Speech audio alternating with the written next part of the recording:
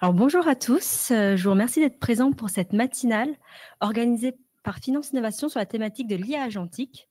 Pour information, c'est la première matinale banque assurance que l'on organise avec ma collègue Sophia. Nous avons aujourd'hui un panel d'experts qui vont vous parler de cette thématique et qui sera animé par Charles Plessis. Alors juste en quelques mots et pour rappel, Finance Innovation, on est une association de loi 1901 qui a pour objectif de rassembler les acteurs de la finance autour de l'innovation. Aujourd'hui, on a un écosystème de plus de 500 membres répartis en 7 filières que l'on va animer autour des grandes thématiques du secteur. Ça peut être l'IA, la data, etc. On organise régulièrement des grands événements, mais également des matinales, des groupes de réflexion, des clubs et d'autres et des études. Donc, n'hésitez pas à venir nous voir si vous avez des questions.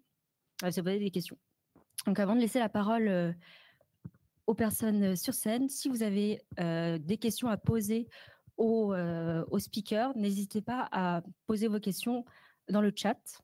Et pour les personnes dans la salle, nous aurons une partie Q&A en fin de conférence. Voilà, je vous remercie. Très bonne conférence. Merci Anne et bonjour à toutes et à tous. Alors, très brièvement, Charles Plessis, associé au sein du cabinet Bipart Consulting, cabinet créé il y a 15 ans, spécialisé dans l'accompagnement des acteurs de l'industrie financière, banques, fintech, corporate, retailer, à partir du moment où ils veulent intégrer toute partie de la chaîne de valeur des services financiers, paiement, crédit, épargne, crypto, avec 2 pôles de compétences, le réglementaire et le métier, et en termes géographiques, un reach continental Europe, mais aussi des logiques cross-border, UK Europe, Afrique Europe, Asie Europe. Je ferme la parenthèse et pour toutes ceux et celles que ça pourrait intéresser, on pourra en parler derrière. Aujourd'hui, l'objectif est d'évoquer de manière concrète avec un panel d'experts la façon dont l'IA agentique est en train d'amener les acteurs de l'industrie financière à profondément repenser la façon dont ils opèrent. Alors on aura, voilà, tout le monde ici est bien conscient, présent ou à distance, qu'il y a beaucoup de hype autour de l'IA, beaucoup d'enjeux, et on verra avec ces experts finalement ce qu'il en est. Avec toujours chez Finance Innovation, l'idée aussi de dépasser ce qui est du buzzword et plutôt essayer de gratter et de voir concrètement ce qu'il en est avec les aspects positifs et négatifs. Alors, il faut être très clair, hein, l'actualité récente est très riche en termes d'annonces. Alors, si on prend les acteurs bancaires, le groupe BPCE a annoncé dans son plan stratégique Vision 2030 intégrer un axe complètement dédié à l'IA. Donc, qui combine alors évidemment la recherche d'amélioration de la performance, hein, ce qui est effectivement consubstantiel à tout groupe ou toute entreprise, mais aussi des garde-fous éthiques. Donc, évidemment, en termes d'impact sur les collaborateurs, des logiques d'acculturation de ces derniers, donc l'IA pour tous, et puis aussi des ambitions dans le domaine du dev et de l'informatique avec donc une transformation des chaînes IT, le IA for Dev. Donc, vraiment une forme, en tout cas, de prise de conscience des ambitions. Est-ce qu'il y aura du concret? Est-ce que c'est de l'IA washing? Ça, on verra. Dans un autre registre, j'animais une table ronde il y a de ça quelques semaines où l'un des dirigeants d'une grosse fintech européenne indiquait qu'il avait en tout cas des consignes de la part de ses investisseurs de fonds pour qu'une partie du budget de la société soit uniquement dédiée à l'IA. Donc du coup, il y a une forte pression de certains investisseurs dans le domaine. Et de même dans matière de recrutement, c'est-à-dire qu'ils devaient justifier tout recrutement par le fait qu'un agent IA ne pouvait pas se substituer à la personne qui devait être recrutée. De fortes incitations, on va le dire comme ça. Enfin, si on reprend peut-être l'exemple du passé, quand on parle d'innovation dans le domaine des services financiers, c'est souvent le paiement qui a été un gros moteur. Et là, dans ce domaine-là, on voit qu'effectivement, il y a des choses, en tout cas, qui sont annoncées. Donc, typiquement, Mastercard et PayPal qui se projettent sur une collaboration mêlant donc commerce et paiement agentique. Donc, du coup, effectivement, pour faire quelque chose qui soit, je dirais, qui intègre sous toutes ces dimensions l'IA. Et puis, un acteur, le fondateur donc, de Checkout, un gros acteur évidemment PSP, donc du paiement, donc Guillaume Poussac, qui indiquait lors du dernier Money 2020 que AI is about to make intelligence a commodity. Donc là, à l'américaine, on se projette sur quelque chose qui est effectivement un peu très, très du domaine de la vision. avec pour enjeu finalement le fait que voilà, maintenant, pour les consommateurs, la discovery, la recherche de la cost efficiency seront quelque chose qui seront extrêmement facilitants à la fois d'un point de vue commercial et évidemment paiement. Alors, ces quelques exemples, et il y en a plein d'autres, traduisent effectivement, comme on le disait, l'ampleur des transformations. Alors, si ce n'est à venir, en tout cas, les réflexions autour de la transformation en matière de gestion de la clientèle, mais aussi en matière de processus internes. Et donc, du coup, pour, comme je disais, dépasser un peu ces éléments de langage ou de communication, eh ben, je suis ravi d'animer cette table ronde avec un panel d'experts diversifiés, avec des gens qui vont nous aider à voir effectivement ce qui est un peu du domaine du réel, à court, à moyen, peut-être à long terme. Et donc, ben, je vais vous demander de vous présenter succinctement. Je vais commencer. Enchanté, bonjour à tous. Je m'appelle Antonin Braun, je suis le directeur technique d'Aquila Data Enabler. On est une société de conseil en machine learning et en IA. On travaille depuis 2018 sur le secteur et c'est notre secteur d'activité. On travaille en banque et en finance avec différents acteurs, que ce soit bancaires ou de l'assurance, sur des projets qui vont du traitement de leurs données temporelles à l'utilisation des LLM et des agents IA aujourd'hui. Et voilà. Bonjour, je Un peu plus près. Un peu plus près. On est une société qui a été créée il y a 1 an et demi. On fait des systèmes d'agents, on est une RegTech.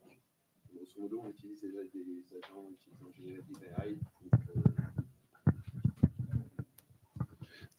pardon. Donc Jean-Xavier Reynaud, président de Bot Resources. On est une RegTech, on a été créé il y a 1 an et demi. Et on travaille sur des systèmes d'agents pour aider des régulateurs dans des tâches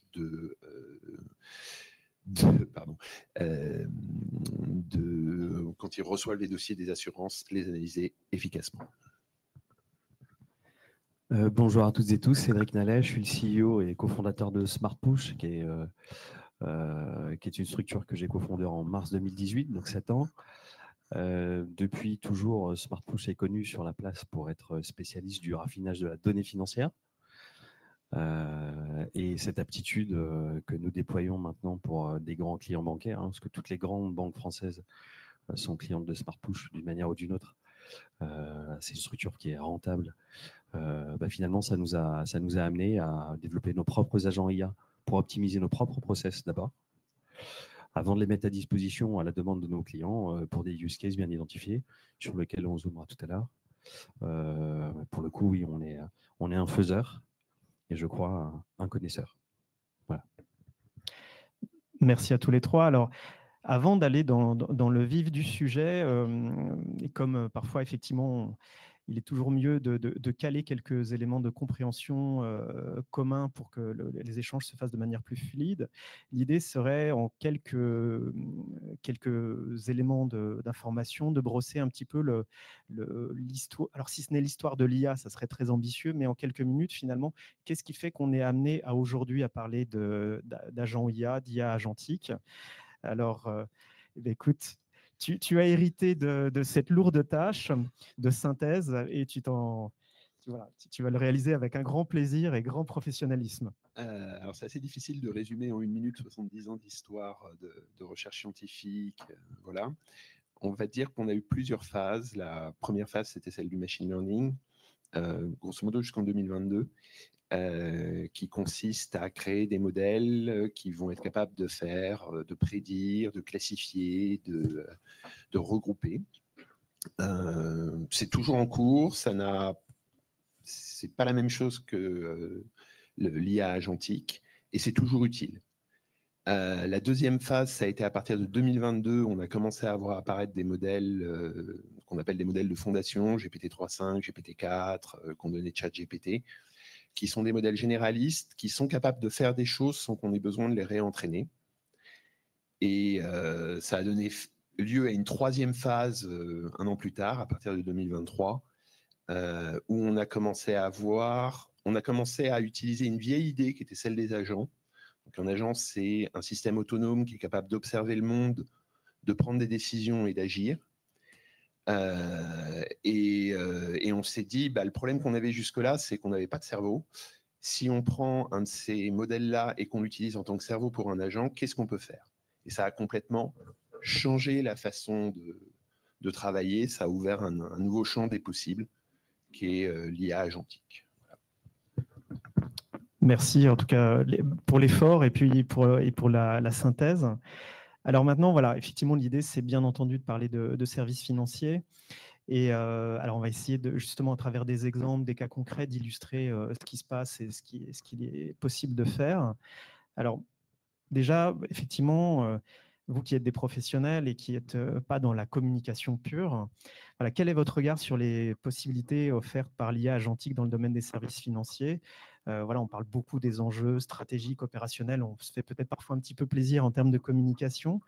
Mais finalement, où est-ce qu'on en est et quels sont, vous, les cas effectivement que vous vivez au quotidien? Antonin? Il y en a, il y a de nombreux cas d'application. Ce qui est compliqué aujourd'hui dans la mise en place des agences, c'est qu'on s'attend à ce que ça résolve tous les problèmes. On est un peu dans la phase de la hype au départ du problème. Moi, ce que j'aime bien rappeler, c'est que les agents, ils sont autonomes, ils sont capables de réfléchir, mais il faut les voir comme, j'utilise souvent cette analogie, comme des stagiaires, beaucoup de stagiaires, c'est-à-dire c'est des gens intelligents, hein, les gens qui sortent d'école et qui viennent, c'est pas des gens stupides. Par contre, ils n'ont pas forcément énormément de connaissances a priori, ils ont des connaissances généralistes, ils n'ont pas vos connaissances. Et de l'autre côté, il faut être capable de contrôler leur travail. On ne met pas des stagiaires en face de clients directement, on ne leur permet pas de publier des résultats et dans le réglementaire. Et les agents, même si on peut mettre pas mal d'outils pour contrôler ces choses-là, il faut les voir comme ça. C'est-à-dire que si on part du principe qu'on n'a pas le droit à l'erreur sur un système agentique, on va vers une catastrophe. Il faut être capable de traiter ces erreurs, il faut être capable de les utiliser. Et ça, c'est souvent un des problèmes qu'on a au départ des projets, c'est de vouloir faire trop grand, de remplacer un process qui est trop large et de ne pas avoir ces différents process qui sont en place, que ce soit dans le contrôle de la donnée d'entrée, dans le contrôle de la donnée de sortie, pour mettre en place ces agents. Je prends des exemples. Vouloir être capable de traiter 100% des documents ou du process dans de la recherche documentaire, dans de la réponse à des questions, en fait, ça fait souvent qu'on va perdre du temps. Parce qu'on va être obligé de contrôler tout ce qui est sorti et d'attendre que le modèle est tourné et qu'il sorte les données. Par contre, si ce qu'on veut, c'est aller chercher les documents qui sont importants, les paragraphes qui sont importants, être capable d'apporter rapidement de l'information à un utilisateur qui va pouvoir gagner du temps, gagner 50% de son temps, 40% de son temps, c'est déjà 40% qui est gagné. Et en fait, aujourd'hui, dans l'IA agentique, je pense que c'est autour de ça qu'il faut réfléchir. C'est comment est-ce que sur une tâche autonome, on peut apporter de la valeur et transformer un métier, quel qu'il soit, sans avoir besoin de le révolutionner ou de le remplacer. C'est vraiment apporter un outil dedans, que ce soit dans l'extraction d'informations dans des documents, que ce soit dans de l'automatisation de process, mais bien penser à ces systèmes qu'on peut valider et vérifier pour savoir où est-ce qu'on est capable d'aller mettre ces informations. Et est-ce que tu pourrais nous donner éventuellement un cas métier auprès d'un acteur des services financiers, alors en disclosant ou pas, hein, ça c'est le plus tu en dis, le plus intéressant c'est pour le public, mais après voilà. On travaille avec notamment dans le secteur de l'assurance sur de l'extraction d'informations depuis par exemple des rapports clients, donc que ce soit de l'accidentologie ou que ce soit différents rapports. On a des schémas, on a des tableaux qui sont dans ces documents, qui sont dans des formats assez libres. Et derrière cette information, il y a du traitement humain pour être capable d'aller justement normaliser cette donnée-là. Et aujourd'hui, nous, le process qu'on a mis en place avec eux, c'est d'être capable de leur donner une pré-normalisation de cette information, c'est-à-dire d'extraire l'information des différents documents en leur montrant où a été extrait l'information pour leur garantir du temps. Et donc, c'est plus de 30% du temps qui est gagné sur le traitement de ces documents en étant capable d'aller traiter du multimodal, c'est-à-dire pas uniquement le texte, mais aussi les schémas et les tableaux qui sont dans ces documents.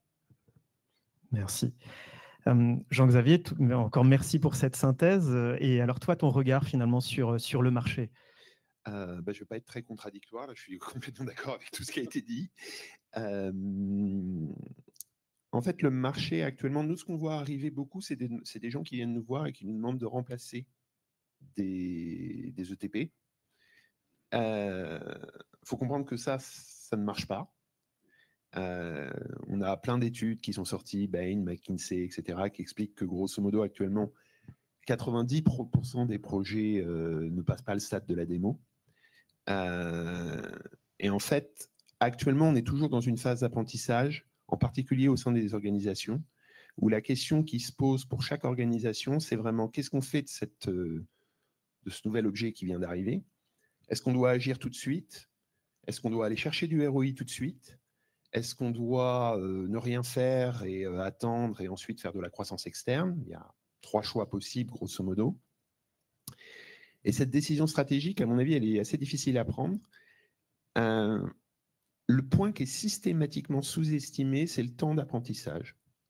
Parce que quand on travaille avec des organisations, et moi, il y a des clients que je suis depuis 1 an et demi là-dessus, on se rend compte qu'en fait, on construit des outils.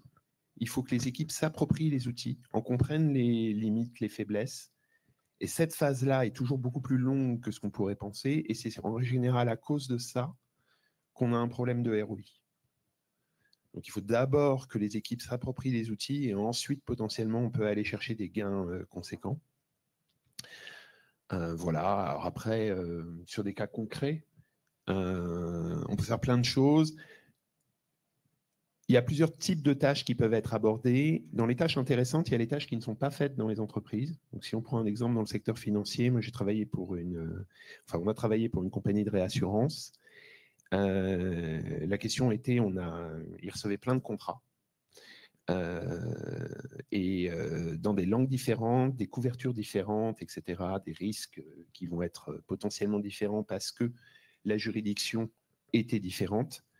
Et la question, c'est comprendre quand on a un contrat sud-africain, qu'est-ce qu'on couvre exactement? C'est compliqué.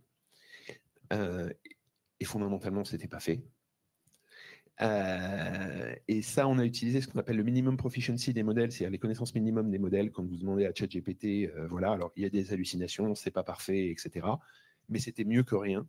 C'est un bon cas d'utilisation parce que c'est un cas d'utilisation qui a créé de la valeur là où il n'y en avait pas, en fait. Donc ça, c'est une des catégories de use case.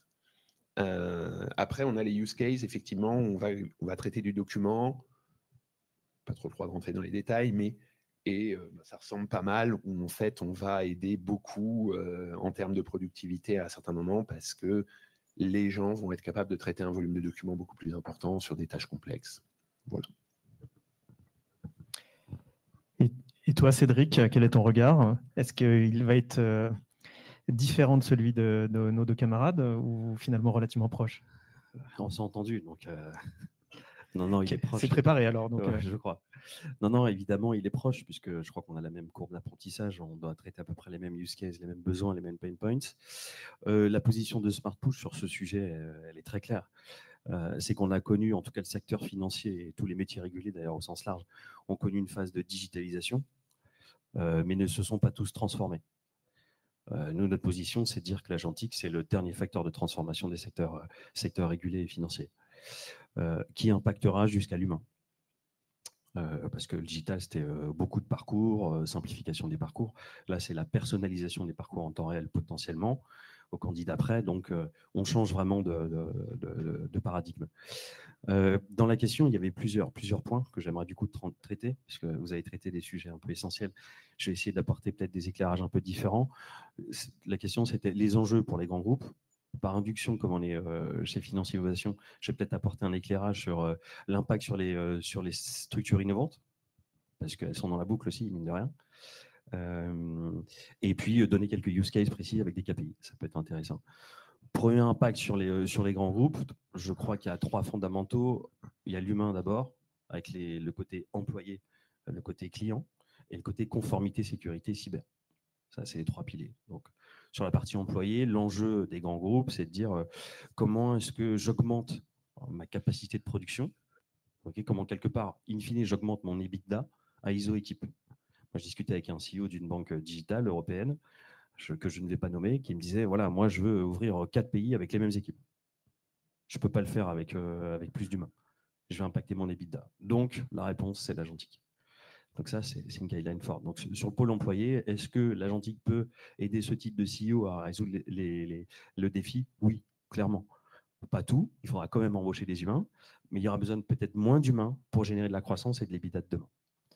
Sur la partie client, on peut passer de clients exigeants qui comparent beaucoup et qui sont aujourd'hui sur des workflows qui sont plutôt statiques, à demain une expérience ultra personnalisée, sans friction, conforme, et qui soit fonction du moment de vie que je traverse. Dans la banque et l'assurance, vous savez, hein, je n'ai pas les mêmes besoins assurantiels et bancaires quand je suis étudiant, lycéen, parent et autres.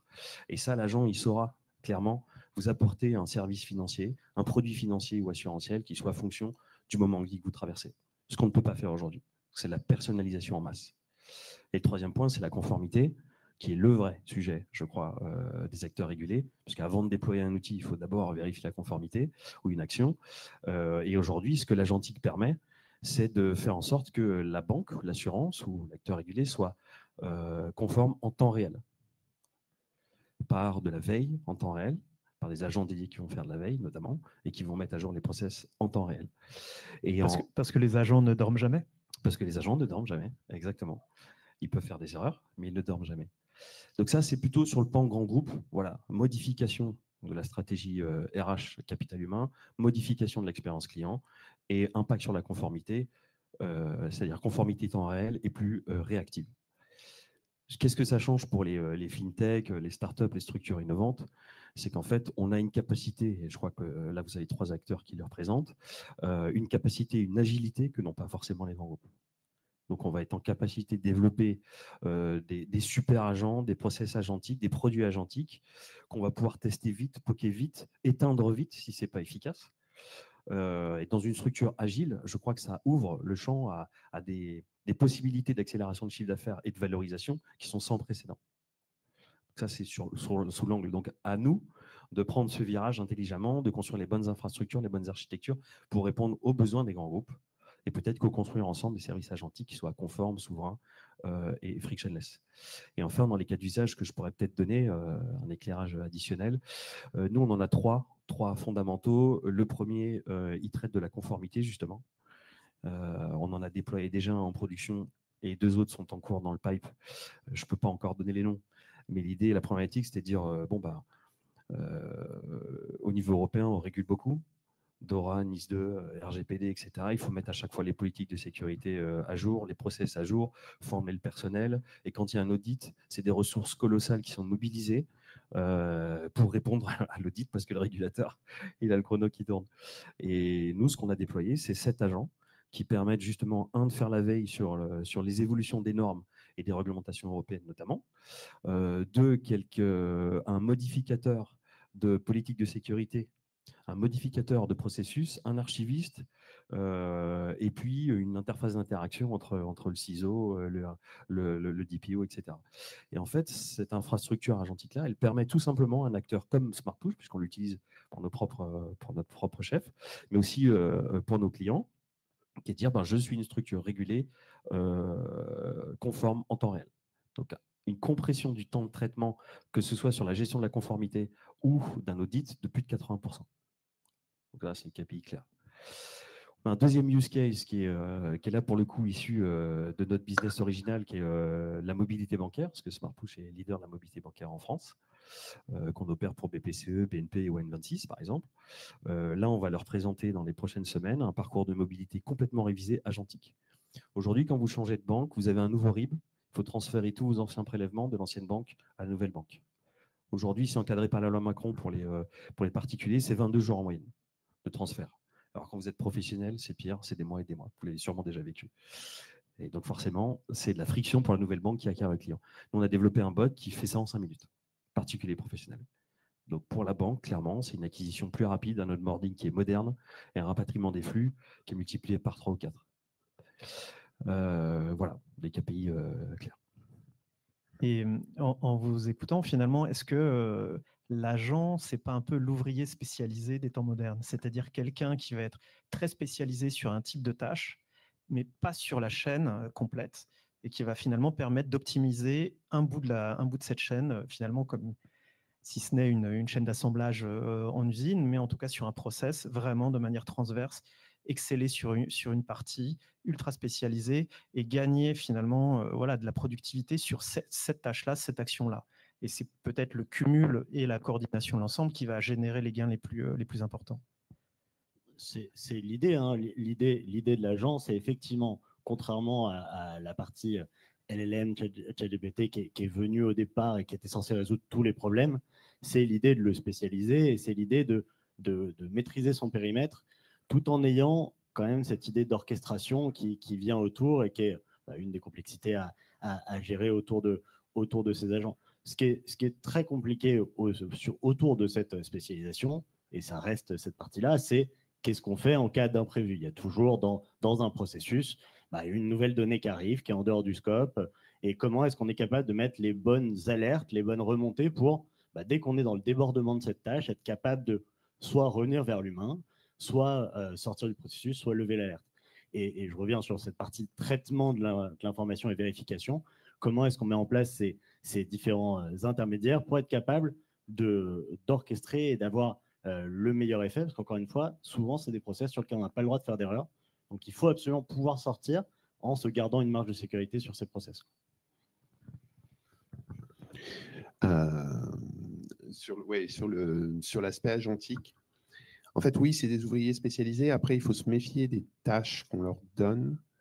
Il y a la notion de vérifiabilité qui est très importante, c'est-à-dire à quel point est-ce qu'un humain va être capable de vérifier. Et il y a aussi une fonction organisationnelle qui est extrêmement importante là-dessus, qui est que il y a plein de tâches où il y a un moment où il faut qu'il y ait un humain qui signe. Et si vous comptez aller devant un tribunal en disant en fait, ChatGPT m'a dit que ça va pas bien se passer, voilà, l'humain prend la responsabilité. Donc, à partir de là, quand on commence à penser l'organisation du travail et comment est-ce qu'on va mettre en place des agents, il faut se poser cette question de OK, quelles sont les tâches que je vais donner à des agents? Qu'est-ce qui se passe? Comment l'humain est capable de vérifier? Et en termes de ROI, si vous voulez raisonner en termes de ROI, il y a une question qui est très importante là-dessus. Posez-vous la question, je veux prendre une tâche, la faire par un agent. Combien de temps ça prend de vérifier la tâche? Parce que si on est dans une situation dans laquelle ça prend aussi longtemps de vérifier que de faire, le gain, il est nul. Voilà. Question très importante. Question de la vérifiabilité, voilà. La question de la responsabilité, comment l'humain signe. Il m'en manque une, c'est pour ça que je cherche, excusez-moi. Oui, après, il y a une autre chose à prendre en compte énormément, c'est la règle des 9. C'est-à-dire que quand on commence à travailler sur une problématique qui va être une tâche, on se retrouve dans une situation dans laquelle on va essayer d'avoir... on va faire une démo, on a 90% de succès, ça fonctionne très bien. Et on se dit, comme on a 90% de succès, aller chercher les 100%, ça va être super facile. Ou les 99,99. C'est pas comme ça que ça marche. Passer de 90 à 99, c'est aussi dur que de passer de 0 à 90. Passer de 99 à 99,9, voilà, etc. Donc, allez pas chercher des tâches où vous avez besoin de 99,99% de succès. Ça ne marche pas. Allez chercher des tâches où l'erreur est admise, où elle n'est pas forcément si grave. Voilà. Alors, l'image ne parlera pas aux plus jeunes, mais c'est vrai que si on transfère de la production au contrôle, il y a un peu un côté Shadok qui fait qu'on va finalement transférer de la charge et pas forcément résoudre le problème. Et c'est un sujet aussi, c'est-à-dire que la taille des fonctions de contrôle dans les services financiers, enfin dans les acteurs des services financiers est déjà importante, mais si on en rajoute, c'est vrai que ce n'est pas forcément un gain in fine. Alors justement, tu commençais à aborder le thème, mais du coup, alors, question toujours un peu large, j'en excuse, mais finalement, donc, on a vu un peu, avec certaines limites ou une prudence, les gains finalement qui peuvent être réalisés. Et du coup, mais qu'est-ce qu'il y a finalement à prendre en considération? Tu commençais à parler de la loi des 9, quels enjeux face à l'émergence, voire une généralisation des agents? On commence à toucher du doigt en termes d'organisation, de use case, mais par exemple, peut-être en termes de processus, de gouvernance, d'infrastructure, comment est-ce qu'on fait pour mettre en place des agents AI quand on a du COBOL et des outils très anciens? Enfin voilà, finalement, qu'est-ce qui fait que, bon, alors il y a une super image, il y a des très beaux slides de consultants, et puis au final, à un moment, on se prend le mur de la réalité en face. J'enchaîne? Allez.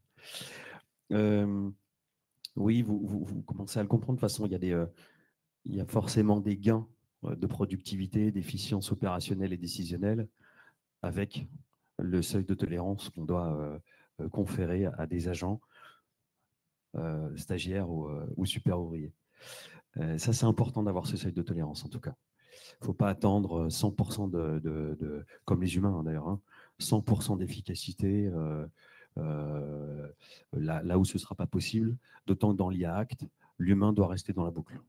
Donc ça n'a aucun intérêt de toute façon que d'attendre ça. Pour enchaîner en revanche sur la question, c'est de dire il y a des risques aussi systémiques qui sont induits par le développement de ce type d'outils et d'outils de services. Pour les grands groupes régulés, je dirais que le premier, il est de l'ordre de la conformité, puisque quelque part, on leur impose DORA, après le RGPD, NIS 2, l'IA Act. Donc, quelque part, on les pousse à agir, hein, qu'ils doivent utiliser l'IA générative, et ce n'est pas un sujet. Est-ce que vous allez le déployer? Oui, vous allez devoir le déployer dans un cadre de conformité et de sécurité maximum. Donc là, déjà, on met, je dirais, en convergence à la fois un cadre de conformité qui impose d'agir et des difficultés de déployer, parce que pour l'instant, des solutions souveraines scalables, à l'échelle, il n'y en a pas tant que ça. Donc ça, c'est un premier risque, et de dire comment je me mets en conformité avec des solutions qui n'existent pas tant que ça. Deuxième sujet, c'est la fuite de données, puisque ces agents sont amenés à traiter des volumes de données, notamment personnels, très encadrés, comme vous le savez en Europe, des très grands volumes de données. Une fuite de ce type de données, c'est un risque systémique fort et un risque réputationnel pour la banque ou l'assurance qui est colossal. Le troisième risque, c'est des attaques cyber, puisque là où l'IA est magique sur tout un tas de points, on sait aussi qu'avec de l'injection de prompts intelligente, on peut ouvrir des systèmes entiers. Et ça, il faut s'en prémunir absolument. Donc l'architecture, là, va être essentielle. Et le dernier point que j'aborderai, et tu l'as bien évoqué, c'est que ça implique une transformation du système d'information et du capital humain qui est colossale. Quand on est sur du COBOL depuis 40 ans, qu'on a des batchs, qu'on pense en silo, alors que l'IA exige un système cloud API first, bon, là, on voit un changement de paradigme technologique qui est un Everest. Et en plus, il faut faire en sorte que toutes les équipes adhèrent. Donc, j'ai un enjeu formation du personnel. Et aujourd'hui, les compétences en France, elles sont existantes. On a beaucoup de chance. On a de très bons ingénieurs et des gens qui se mettent à jour vite. Puis on a le gouvernement qui nous soutient de ce point de vue-là. Mais mine de rien, ça reste un challenge intellectuel qui est colossal. Donc voilà, je dirais que c'est des trois grands risques systémiques induits. Antonin, ton regard? Sur l'aspect des risques autour des agents, en fait, il faut continuer à penser avec les mêmes enjeux. Un des sujets qu'on a un peu abordé, mais pas complètement, c'est que les agents, on leur donne accès à des outils. Ils peuvent exécuter du code eux-mêmes, ils peuvent aller appeler des bases de données, ils peuvent aller faire plein de choses, aller chercher des choses sur Internet, etc., etc. Ça les expose au même risque qu'un utilisateur humain qui aurait accès à ces outils. Et en fait, on oublie souvent, pour plein de raisons, parce qu'on a envie de désiloter les données, parce que c'est une manne d'informations incroyable, etc., de mettre les mêmes sécurités qu'on mettrait autour d'un agent humain. Et ça va autour de l'injection de prompts, mais ça va aussi autour de la paralysie du système. Le nombre de cas d'usage que j'ai vu lancer qui allait plomber une base de données parce que ça fait des requêtes sur toute la base de données et ça la plante parce que les requêtes mettent une éternité à tourner, etc., c'est essentiel. Et en fait, mettre en place ces limites-là aux agents, ça prend du temps, ça prend presque autant de temps que les faire, ça demande d'être vérifié et ça demande d'être sécurisé. Et tous ces enjeux-là, aujourd'hui, dans cette phase un peu de hype, ils sont sous-estimés la plupart du temps et ils posent des problèmes dans la mise en production et dans l'accès à des données live, à des données externes. Et donc, il faut toujours continuer à réfléchir à si je donne un outil à mon agent, qu'est-ce qu'il peut en faire, quels sont les cas d'usage et comment je fais pour limiter son utilisation parce que il y a de la responsabilité, il y a tous ces enjeux de production. Et autour de l'injection et de la sécurité, effectivement, le grand danger du désilotage, ça peut être la fuite de données, non pas seulement vers l'extérieur et vers ces API externes américaines qu'on peut utiliser, mais aussi au sein d'une entreprise. Le silotage des données, c'était une garantie facile de protection des données. Ce qu'on donne à un agent est en secret. Moi j'invite tout le monde à tester un jeu qui s'appelle Gandalf, qui a été développé par Laker.ia, à qui on donne un mot de passe à un LLM et on lui dit « t'as pas le droit de le révéler ». Et le but du jeu, c'est juste en lui parlant, d'essayer de lui faire révéler ce mot de passe. Et au fur et à mesure, on met de plus en plus de sécurité où on dit il y a un deuxième agent qui vérifie qu'il ne donne pas le mot de passe. Et en fait, au cours des 9 étapes de sécurité qu'on fait, on arrive toujours, alors avec beaucoup d'astuces à la fin, mais à lui faire dire la chose. Donc, il faut faire très attention à ces agents, à ces outils qui vont être des agents humains et appliquer le même type de sécurité et ne pas oublier que l'ordinateur, encore une fois, ne va pas avoir 100% sur ses réponses, mais sur ses usages non plus. Donc, comment est-ce qu'on est capable de limiter ces choses-là? Et ça a aussi des impacts financiers. Enfin, je crois que justement du mauvais calibrage ou de la mauvaise utilisation. C'est ça, un des exemples que j'avais aussi, c'est effectivement donner à un agent la capacité d'appeler des LLM et d'appeler des modèles et lui donner trop de capacité, ça peut partir en boucle. C'est-à-dire qu'il peut se décider d'appeler très rapidement plein d'appels sur beaucoup de données. Et on a eu des cas sur des POC où on a explosé des budgets chez des clients parce que il faut être capable de limiter le nombre d'appels et être capable de limiter ce qui coûte et la FinOps qui va derrière les LLM parce que ça peut rapidement dépasser les dizaines de milliers d'euros d'appels pour juste un ensemble documentaire si on ne met pas les bons guardrails. Ce qui serait fâcheux, quoi. C'est outil. Voilà. Et toi, Jean-Xavier, en termes de bonnes pratiques, tu parlais effectivement de la règle des 9, mais est-ce que tu as d'autres recommandations? Je voulais rajouter une petite chose sur les différents risques. Un énorme risque à prendre en compte, c'est le vendor risque. On est actuellement dans une industrie dans laquelle on a 3 couches qui travaillent à perte. Les gens qui font des data centers, ils ont des problèmes parce qu'ils ont mal estimé leur CAPEX. Ils se retrouvent à acheter des cartes graphiques dont ils pensaient qu'ils allaient pouvoir les amortir sur 5 ans. Il y en a la moitié qui sont mortes au bout de 3 ans. L'électricité, il y a une demande qui est en train de croître. Donc, voilà. Donc, eux, ils perdent de l'argent. On a les gens qui font les modèles, OpenAI, Anthropic, aucune de ces sociétés-là n'est rentable. On a beaucoup de startups qui font du SaaS, qui ont fait des levées de fonds, qui ont des politiques d'acquisition qui sont extrêmement agressives, qui perdent de l'argent. Pas le cas ici, mais voilà. Si on cumule 3 niveaux comme ça qui perdent de l'argent, à terme, on sait ce qui va se passer. Vous avez tous passé des commandes sur Uber Eats. Vous avez tous vu l'évolution des prix entre il y a 10 ans et maintenant. La même chose. Si les consommateurs, les entreprises qui consomment des solutions de ce style se retrouvent dans une situation de vendor lock, il est fort probable qu'à un moment, les coûts fassent x2, voire x3, c'est les estimations qu'on a. Et c'est à prendre en compte parce que si on met en place des solutions, qu'on commence à se baser sur elles, etc., c'est quand même un point qui est extrêmement important. Donc voilà. Et puis une petite chose sur la partie prompt injection. Le prompt injection, c'est très simple à comprendre, c'est du social engineering. Mais au lieu de s'attaquer à des humains, au lieu d'essayer de faire croire à une secrétaire que son patron a demandé un virement, on va le faire sur des modèles d'IA qui sont entraînés à suivre les instructions des utilisateurs. C'est un peu plus facile. Voilà.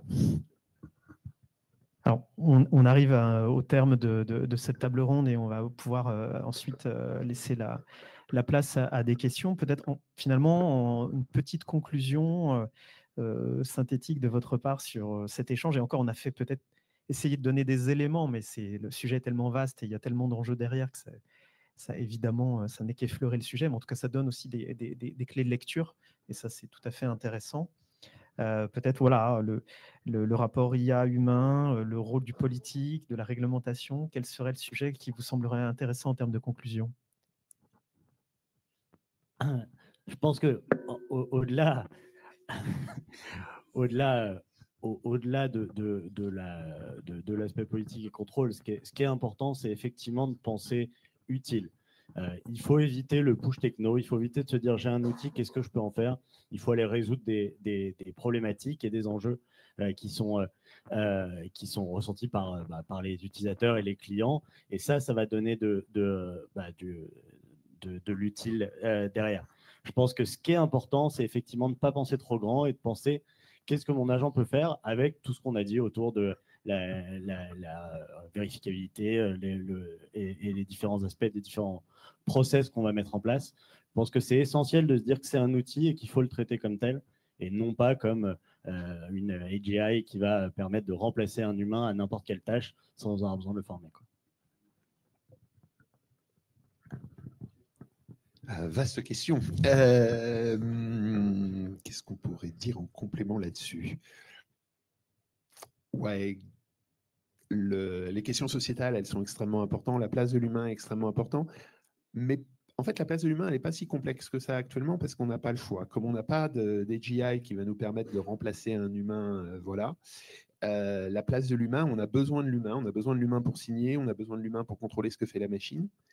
Donc, c'est relativement facile, mais en se posant bien les questions. Et la question fondamentale, c'est comment est-ce que vous allez réorganiser le travail de vos équipes avec des agents qui sont capables de traiter de la donnée textuelle, qui est la grosse révolution. Hein. C'est-à-dire que il y a 5 ans, ce qu'on pouvait faire avec la donnée textuelle était très limité. On nécessitait des investissements très conséquents. Maintenant, c'est beaucoup plus facile. Et comment vous réorganisez vos équipes entre des agents d'un côté et des humains de l'autre? Oui, pour complémenter peut-être ce qui a été dit brillamment jusqu'ici. Non, je dirais que nous, on a une conviction, c'est que quelque part, c'est un changement de paradigme presque civilisationnel. Clairement, nous, on pense qu'il y a un avant et un après l'IA générative. Je pense qu'on le constate tous aujourd'hui avec les limites, les biais, les risques induits, mais c'est quand même un changement civilisationnel. Et nous, on est persuadés chez SmartPush que l'IA ne remplacera pas forcément l'humain, mais les humains augmentés par l'IA, oui. Et si je regarde le move d'Accenture dernièrement, qui communique sur le fait que du coup, tous ceux qui ne sont pas à jour chez Accenture, c'est 12 000 licenciements, enfin, c'est un signal qui est tellement fort. Nous, en tout cas, on en prend la mesure. Maintenant, il y a une méthodologie pour déployer ça de manière structurée, sécurisée. Et je crois que l'enjeu vraiment de la France et de l'Europe, est-ce que tu parlais de politique? On a la chance quand même en Europe d'avoir des politiques qui essayent de protéger la donnée personnelle, de réguler l'IA, de laisser la place de l'humain dans la boucle décisionnelle et juridique, tu as raison de le préciser, c'est de construire des systèmes souverains pour éviter d'être dépendant de systèmes tierces qui, à un moment donné, se mettraient à gérer des infrastructures critiques ou régaliennes. Et on a vu, hein, en cas de période géopolitique tendue, c'est vital que d'être indépendant.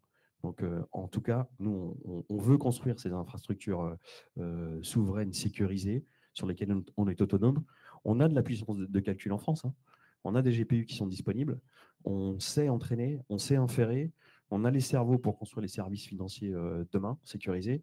On a la puissance énergétique. Voilà, on est quand même une nation qui est bien placée, là où on a les Pays-Bas ou la Pologne aujourd'hui qui n'ont plus de possibilité de scaler sur l'infrastructure énergétique. Nous, en France, on a cette possibilité.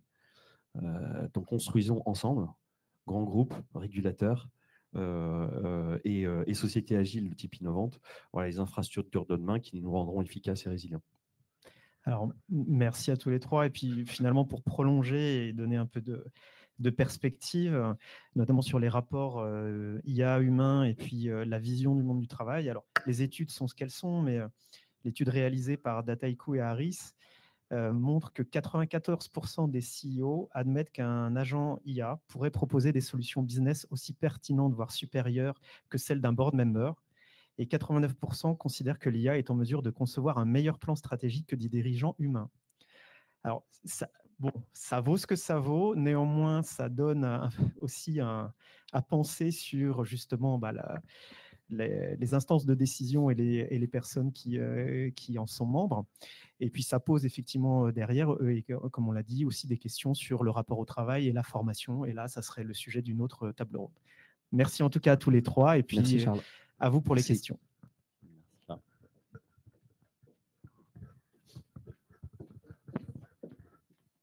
C'était peut-être très clair, peut-être qu'il n'y aura pas de questions.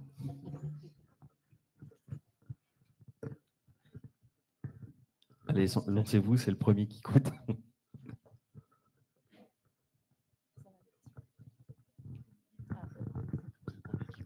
Est-ce que vous pouvez nous parler de, s'il en existe déjà, de gros accidents industriels autour de ces agents?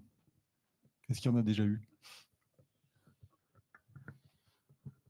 À ma connaissance, il n'y en a pas eu. Il y a eu des accidents, pas des gros accidents, mais il y a eu des problèmes liés à l'utilisation de ChatGPT ou de Claude, y compris des situations un peu complexes à gérer pour certaines. Et un risque qu'on a oublié d'ailleurs, c'est le risque du shadow IT. On a exactement le même risque, c'est-à-dire que si vous ne vous intéressez pas au GenAI, vos employés vont s'intéresser au GenAI pour vous. Et c'est là qu'on a eu les plus gros risques. On a aussi eu, mais on n'a pas eu énormément d'informations qui ont fuité là-dessus. On sait que, en particulier, Copilot de Microsoft est sorti avec un niveau de sécurisation nul. Donc, on ne sait pas ce qui a fuité, mais voilà, on a eu des conférences de hackers qui expliquaient qu'à partir du moment où ils avaient le mail de quelqu'un, ils avaient accès à la totalité de leurs données. Voilà. Merci. Oui, après, il y a quelques accidents connus, que ce soit des rapports générés avec ChatGPT avec des jurisprudences qui n'existaient pas, ou dans le domaine du juridique qui ont rendu nul des procès et différentes affaires.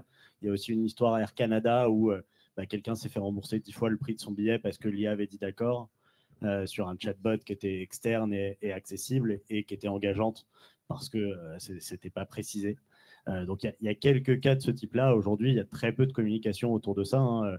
Je pense qu'il y a beaucoup de sociétés qui devraient s'intéresser effectivement à ce qu'il y a en mémoire dans les modèles de fondation, parce que c'est sûr qu'il y a des données par des employés qui ont utilisé différents modèles qui sont re-rentrés dans les données entraînement, parce que notamment dès qu'on utilise une version gratuite d'un système, on le sait, c'est qu'on l'entraîne.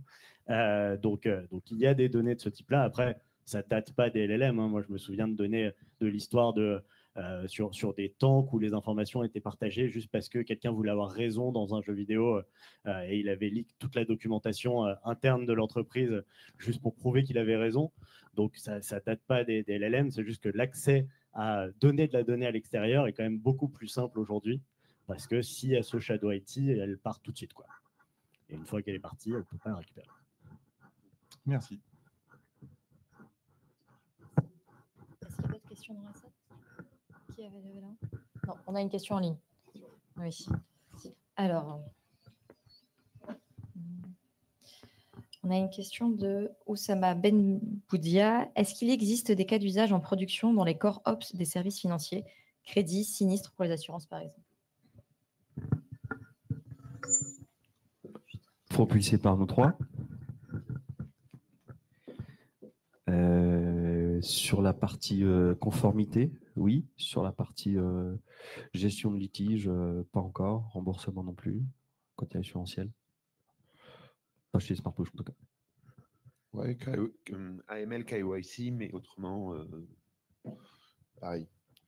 Côté sinistre, il y a des outils internes qui permettent d'aller plus rapidement répondre aux enjeux. Ce n'est pas des outils qui sont autonomes sur l'ensemble end-to-end, mais il y a pas mal d'outils qui permettent de traiter plus rapidement les documents, comme je le disais tout à l'heure, et qui sont en production.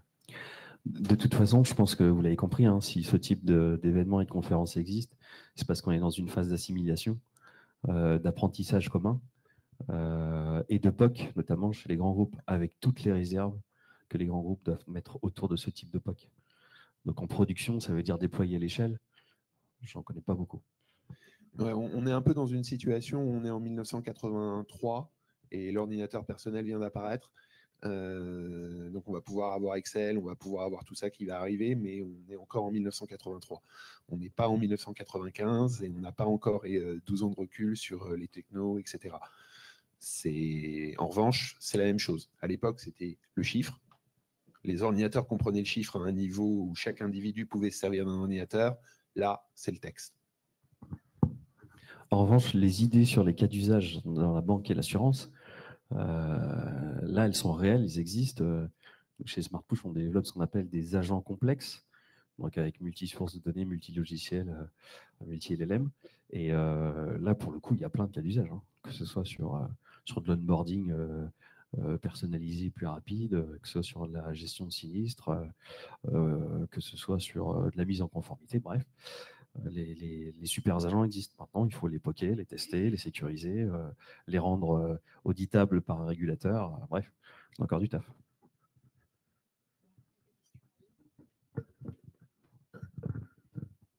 On demande quels sont les modèles les plus plébiscités par les acteurs des services financiers. Aujourd'hui, il y a un mois, dans 3 semaines, ça change. En fait, ça change tellement souvent que c'est difficile de répondre. GPT-5 actuellement est plutôt très bon sur la partie agentique. Sonnet 4.5 arrive second, j'ai envie de dire, et Gemini 2.5 un peu derrière avec les modèles chinois qui vont être, Minimax M2 et R1 qui vont être entre les deux. Mais Gemini 3 va sortir, on ne sait pas quand, mais dans pas très longtemps. Ça va changer le classement. Ce classement-là, il change tous les 15 jours. La seule bonne façon de s'en sortir, c'est grosso modo sur son propre cas d'usage, de se dire, OK, je vais faire un benchmark. Ce n'est pas forcément très long, pas forcément très compliqué. Et quand un nouveau modèle sort, d'être capable de calculer les métriques de succès. Ce qui est aussi extrêmement important dans la relation aux utilisateurs, puisqu'il faut pouvoir, pour créer un lien de confiance des utilisateurs, il faut qu'ils comprennent les forces et les faiblesses des modèles et donc être capable de dire ce modèle-là et cet agent-là qui utilise ce modèle-là, il est à 98% de succès sur telle tâche, c'est assez critique. Et au-delà de ça, sur le modèle, alors effectivement, ça change tout le temps. Ce qui est très important, c'est aussi, on a rarement besoin d'utiliser la meilleure techno. Moi, je reviens beaucoup au machine learning, au deep learning. Il y a un moment où c'était la course à la meilleure architecture, la plus grande, la plus performante. Sur les concours de machine learning, c'est souvent des modèles très simples de XGBoost qui donnaient les meilleures performances pour aller chercher les POUIEM parce que tout le travail était fait sur l'amont et l'aval, sur le pré-traitement de la donnée, sur le post-traitement de la vérification. Il y a beaucoup de valeur aujourd'hui à aller chercher avec des modèles qui sont déjà très intelligents autour de comment on traite la donnée. Il n'y a pas toujours besoin d'être sur le meilleur modèle et effectivement, on est aussi beaucoup autour des enjeux qui ne sont pas de la performance, mais qui peuvent être du coût, qui peuvent être du contrôle et différents aspects. Et il faut essayer de sortir de ce paradigme dans beaucoup de cas d'usage. Les modèles sont sortis tellement vite et les révolutions viennent tellement vite que essayer de la suivre, aujourd'hui, les capacités qui sont possibles avec des modèles d'il y a un an, on ne les a pas toutes exploitées, quoi. Il y a beaucoup de choses qu'on peut encore faire avec ces modèles-là. Et on n'a pas besoin de toujours mettre à jour autour de cette course-là. On peut se stabiliser sur un besoin et vérifier si l'information est bien présente dans nos données déjà. Il y a vraiment une question de signal qui est essentielle dans chacun des cas d'usage. Ce que je peux apporter comme complément là-dessus, c'est que nous, on a vu la demande évoluer avec un fondamental de base qui était la souveraineté, une évidence Mistral chez beaucoup de nos clients. Et puis finalement, rapidement, ça a évolué vers finalement, pour telle ou telle tâche, je vais prendre de l'OCR par exemple, certains modèles étrangers sont plus efficaces. Et donc le multi-LLM est rapidement venu sur la table. Donc aujourd'hui, il faut produire des plateformes d'orchestration qui soient multi-LLM et adaptées au cas d'usage. Moi, je m'inscris complètement dans ce qui a été dit. Ça sert à rien de prendre une Ferrari si vous allez en ville. Sur un circuit, ça a du sens, mais prenez le modèle adapté à votre cas d'usage. Et puis, ça pose in fine, bien sûr, une question de pertinence du modèle par rapport au cas d'usage. C'est une question de coût, puis c'est une question, après, à la fin, d'impact carbone pour la planète. Si vous utilisez que des Ferrari, vous allez consommer beaucoup plus que si jamais vous faites juste un petit contrôle de CR vachement utile avec des modèles chinois, par exemple. Et dès lors qu'en fait, la seule question, je crois qu'on on se pose en tout cas, c'est dès lors que vous traitez de la donnée personnelle, il faut être très vigilant, ou de la donnée stratégique. Mais si jamais vous êtes plutôt sur de l'entraînement ou si vous êtes sur de l'utilisation de données en masse peu critiques, utiliser des modèles étrangers, dès lors que c'est sécurisé, ça ne pose pas de problème. Et si c'est plus performant et ça consomme moins, ça a du sens. Donc multimodèle. Très bien, merci. On a une dernière question, si ça vous convient, si on a encore quelques minutes devant nous. Alors, comment les services financiers et particulièrement les banques d'investissement peuvent-elles utiliser des modèles dont ils savent qu'ils ne sécurisent pas les données? Inférence locale. Hein. Ils peuvent bêtement faire de l'inférence locale. Alors, il y a plein de solutions et les budgets d'investissement sont relativement conséquents. Mais pour avoir travaillé sur ces questions, enfin exactement sur ce cas d'usage-là, si on veut pouvoir utiliser des modèles en local, c'est pas si compliqué que ça. On peut considérer que grosso modo, on a les performances actuellement sur les modèles qu'on est capable de déployer en local de façon efficace qu'on avait il y a 8 mois sur les modèles cloud. Donc, on est quand même dans une situation dans laquelle on peut faire des choses. Et probablement, dans 8 mois, on sera capable de faire en local ce qu'on est capable de faire maintenant.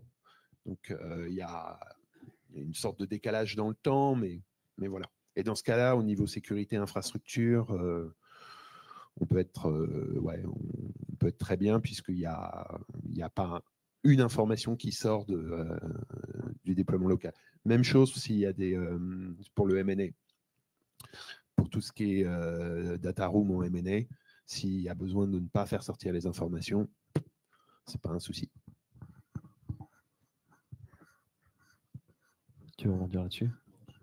Je suis tout à fait d'accord. Le seul risque du modèle local, c'est ce que tu évoquais tout à l'heure, c'est-à-dire vu que les gros sont à perte, on va sur des coûts qui sont plus importants parce qu'on devient le centre à perte. Donc, c'est juste ce risque-là qui peut se poser. Après, je ne vais pas rentrer dans ce sujet-là parce que ce serait trop long, mais le biais des modèles, et il faut se méfier effectivement des différents biais qui peuvent être apportés culturels dans les différents modèles et des guardrails qui sont à l'entraînement. Hein. Je pense au modèle chinois où il a été montré, mais c'est le cas aussi des modèles américains qui ont des biais différents, mais que même si on traite en local, il faut vérifier parce que je prends l'exemple si on a un contrat taïwanais, ça va poser un problème à un moment dans l'inférence d'utiliser ces modèles-là. Il y a les mêmes biais sur les modèles américains, il faut se méfier aussi dans l'inférence locale de se dire ok, il n'y a aucune donnée qui sort, mais mon modèle il fait rentrer du biais en interne quand même. Oui, je pense qu'on a plusieurs niveaux. Ici, on a le chat GPT d'entreprise que tout le monde peut utiliser. Et là, pour le coup, en shadow notamment, c'est de la fuite de données assurée. Donc là, c'est clairement des solutions à prohiber. On a des solutions on-premise, d'ailleurs, que des acteurs financiers POC en ce moment même, qui sont relativement sécurisées dès lors qu'on fait confiance aux Américains sur la gestion de nos données personnelles. Ce qui est un sacerdoce en soi, dans l'absolu. Et puis après, il y a le troisième modèle que vous évoquez, c'est l'inférence locale, avec potentiellement un modèle open source que vous auriez téléchargé et ou entraîné. Donc, je sais qu'en ce moment, on travaille sur un cas d'usage qui est très concret avec les experts comptables sur la région PACA, avec l'ordre notamment, qui a décidé clairement de construire une infrastructure sécurisée avec des données d'entraînement qui sont celles de l'ensemble des experts comptables qui participent à l'initiative, de l'inférence aussi en local, des GPU locaux aussi, etc. Donc il y a des initiatives qui vont naître comme ça, qui permettront, je pense, de sécuriser un maximum le périmètre, avec toujours des marges d'erreur, mais qui permettront d'être résilients, indépendants, et avec en ligne de mire une gestion des coûts, voire une mutualisation des coûts. Parce que dans les cadres de corporation, on peut avoir des syndicats qui prennent en partie des charges d'entraînement ou d'inférence, et puis ensuite des clients comme les experts comptables qui chacun paye à l'usage. On utilise le modèle qui, pour son métier, fonctionne bien. Et là où nous, on est en train de se diriger, c'est que quelque part, vous allez avoir des GPT qui sont un peu les médecins généralistes, et ensuite des agents très spécialisés par corporation, entraînés, inférés localement, et qui, eux, seront très efficaces, résilients et qui donneront pleine satisfaction des corporations.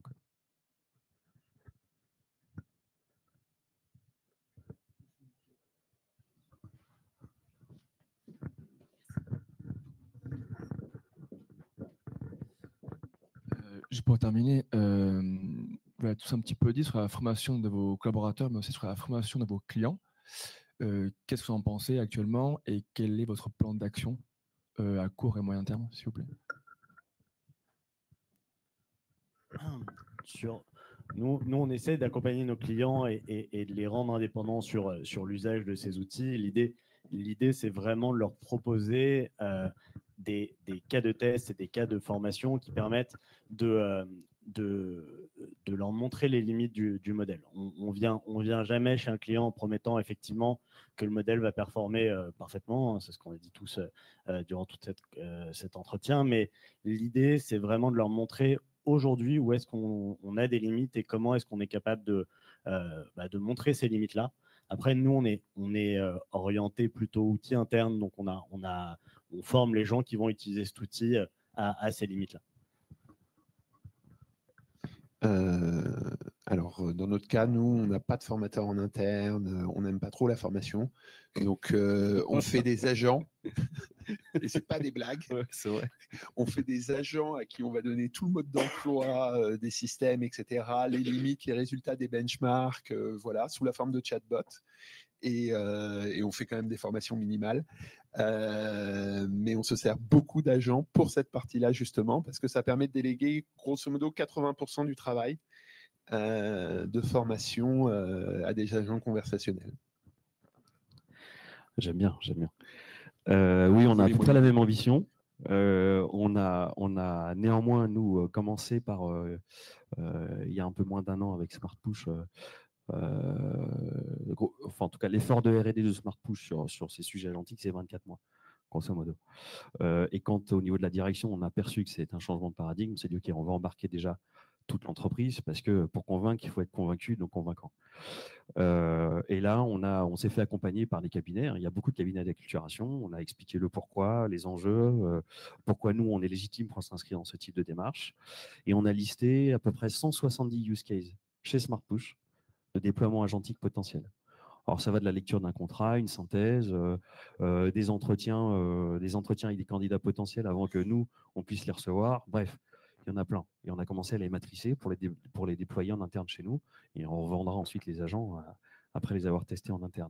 Donc ça, c'est notre plan de formation. Mais par contre, je m'aligne complètement avec toi. Nous, tout ce qui prend plus de 30 minutes, j'aimerais le scripter et l'agentiser. Voilà. Sinon, ça veut dire que c'est du temps perdu. Aucun intérêt à ce que quelqu'un dépile un document pour essayer de le synthétiser. Aucun. Donc, et pour nos clients, on a quand même conscience qu'ils ont besoin de comprendre, qu'ils ont besoin d'être accompagnés dans la construction, l'identification du use case pertinent. Enfin, ils savent où ça frictionne, mais ils ne savent pas toujours où placer les agents de manière intelligente. Et là, du coup, chez nous, c'est une offre dédiée, ce qu'on appelle les Smart Labs. C'est du design thinking, hein, clairement, où tu vas chez ton client, tu parles avec le métier, tu dis voilà, moi je mets tant de temps pour traiter tel dossier, ça prend 4 jours, on va essayer de construire une solution qui en prendra 2 heures. Voilà. Méthodologie de vente aussi. Eh bien, écoutez, merci à tous les trois. Et donc, c'était la dernière question. Et bien, écoutez, très bonne journée à toutes et à tous. Merci à tout le monde.